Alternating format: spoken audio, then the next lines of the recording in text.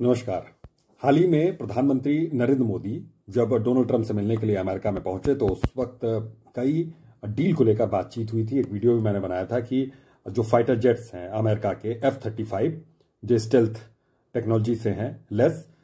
उनको लेकर डील यहां पर हुई है। और बताया जा रहा है कि दुनिया भर में करीब कई ऐसे देश हैं जिन्होंने 3000 F-35 के ऑर्डर्स दिए हैं। लेकिन अब ये डील एक तरीके से खतरे में है, और खतरे में इसलिए क्योंकि एलन मस्क जो कि सबसे अमीर दुनिया के आदमी हैं और अमेरिकी नागरिक हैं, उन्होंने इसकी जांच करने का फैसला लिया है। यानी कि पेंटागन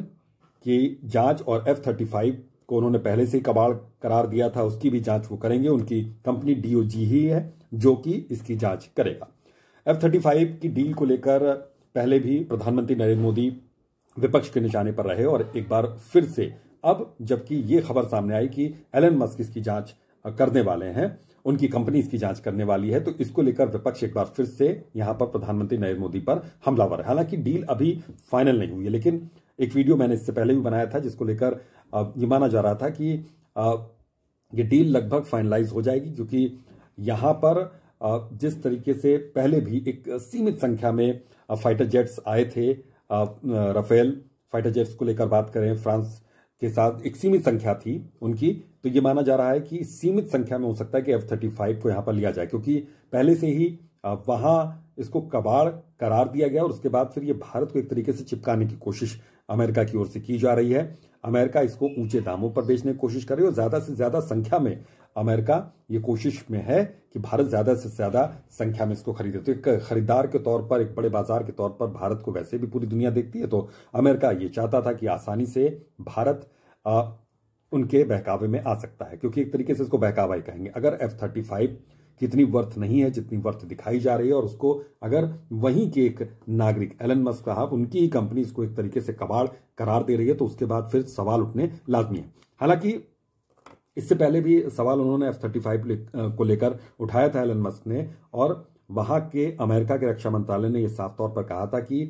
किसी भी फाइटर जेट्स की तुलना में अगर ड्रोन सिस्टम को ज्यादा अत्याधुनिक बता दिया जाए तो फिर ये कहना गलत होगा। F-35 की उपयोगिता लगातार अमेरिकी रक्षा मंत्रालय बता रहा है, लेकिन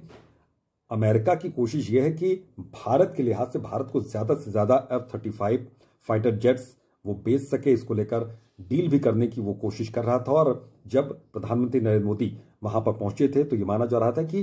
अंतिम चरण में ये डील पहुंच सकती है। हालांकि उसमें काफी वक्त लगता है किसी भी रक्षा सौदे को लेकर, और ये जब तक यहां पर फाइटर जेट्स की डिलीवरी होती है तो उसमें सालों साल लग जाया करते हैं। लेकिन अमेरिका चाहता है कि जल्द से जल्द ये डील की जाए, यानी कि जल्द से जल्द इसे भारत को चिपकाया जाए, इन फाइटर जेट्स को जिनकी वर्थ अमेरिकी एयरफोर्स में कम रह गई है और वहां के लिहाज से बहुत आउटडेटेड हो चुकी है, ये कहा जा रहा। तो विपक्ष इसको लेकर बहुत ज्यादा हमलावर तेवर दिखा चुका, और एक बार फिर से इस जांच की बात को लेकर जैसे ही विपक्ष अब यहां पर सामने आएगा तो फिर सरकार को यह जवाब इस मामले में देना होगा, क्योंकि भारत के रक्षा सौदों से जुड़ा ये पूरा मसला है, जिसको लेकर पहले भी किसी भी तरह के रक्षा सौदे होते हैं उसको लेकर तमाम सवाल उठते हैं, और ये